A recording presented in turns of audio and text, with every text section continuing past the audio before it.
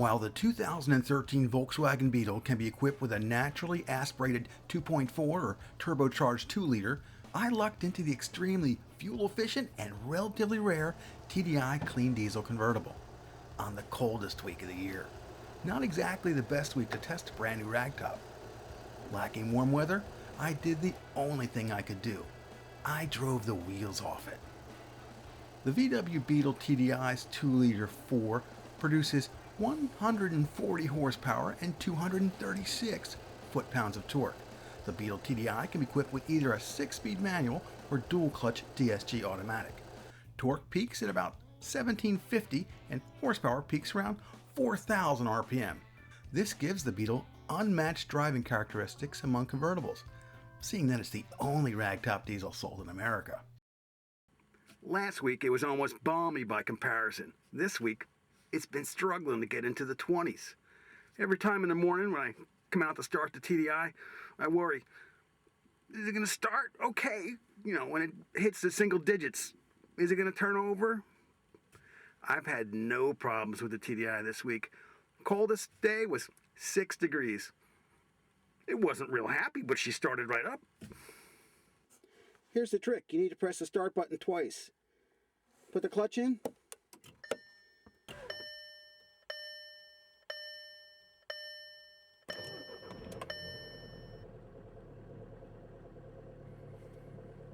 "28 degrees. That's the warmest it's been all week in the morning.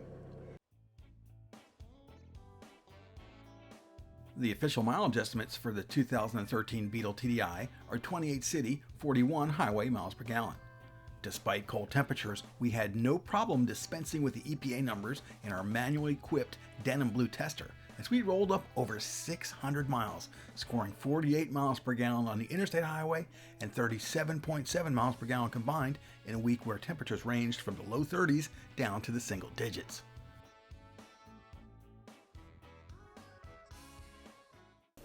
Word is the proper way to drive a TDI is keep the revs low, get on it, and shift fast. Maybe something like this.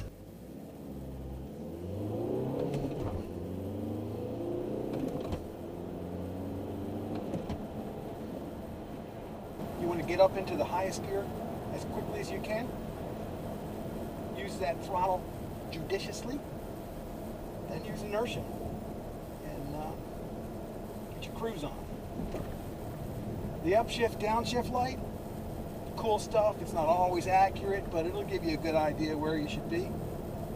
And you can modify your technique. You don't want to lug it down too low. Shifting around 2,000 RPM, good thing for the most part. You're on it. If you want to take a little bit higher, torque peaks somewhere around 2 and it's flat for a while. Horsepower peaks somewhere around 4. You don't need to take it past that. You don't wind the diesel out. There's really no point to it. You want to use the torque and the horsepower where they're at best in their bands. From a ride and handling perspective, I had no qualms at all with the Beetle TDI. It's not a sports car, but it is fun to drive.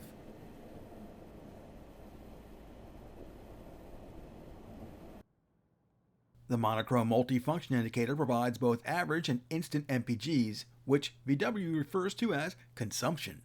There's also a turbo boost gauge in the pod on top of the dash. You'll want to use both of these displays to get the best fuel economy out of the Beetle TDI. The Beetle TDI's interior has a highly functional, retro-futuristic design. The leather-wrapped sports steering wheel provides a host of controls, and the seating surfaces are VTEX leatherette. The front buckets feature 3-level seat heating and 6-way manual adjustment with 2-way manually adjustable lumbar support in the driver's seat. Our tester was equipped with a sound and nav option package. The Fender premium audio system includes 8 speakers and a trunk-mounted subwoofer. A 3-month Sirius XM satellite radio trial subscription is provided free of charge. Hands-free Bluetooth capabilities include audio streaming. There are 12-volt outlets located at the base of the dash and at the back of the center console. The USB iPod port is located in the lower glove compartment. The Beetle second row seat is tight, with 37.6 inches of headroom and 31.4 inches of legroom.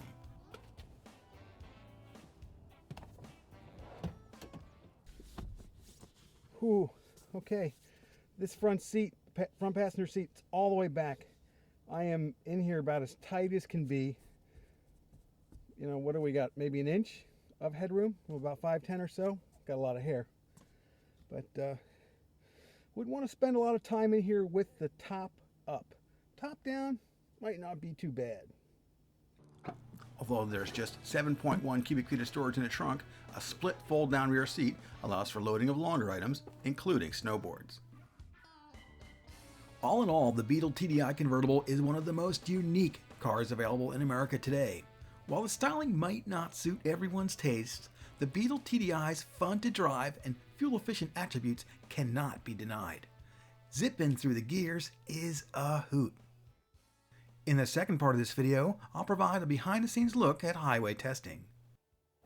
Now we're coming up to what I call the corkscrew of death, and this is usually where my MPGs peak on the loop, at the end of the corkscrew. I try to float off the ramps as light as I can, and use inertia as much as possible. And when I come into the corkscrew, I come in faster than most folks want to go through it. So it's cold today, so I should be a little careful. Hopefully I don't die. You know what I'm saying? Not my goal to die with this. So I'm just coasting into this just over 40. I'm in fifth gear right now. And I ease onto the throttle coming through it.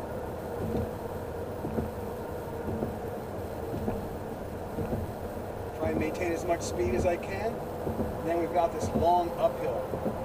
So I'm in fifth gear. It's 55 at the top of here, top of the stretch here. So you really don't need to stomp on it. Just want to get it up to speed. Because you've got so much torque in a TDI. Sixth gear, put your cruise on.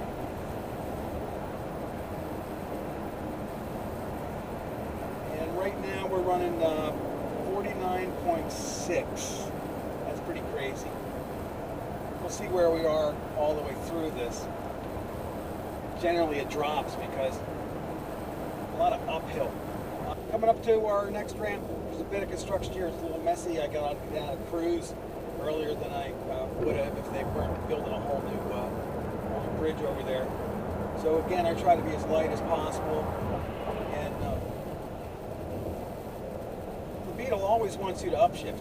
TDI just constantly tells you to go to the highest gear you can. So oblige it, but know that sometimes you need to be a little bit lower. And we're into our ramp.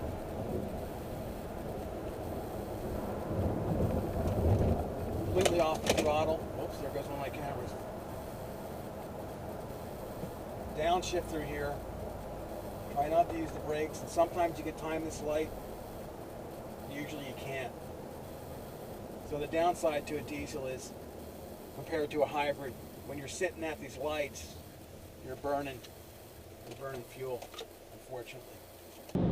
So the first loop with cruise control clocked in at 45.9 miles per gallon, according to the MFI. And let's see how we do.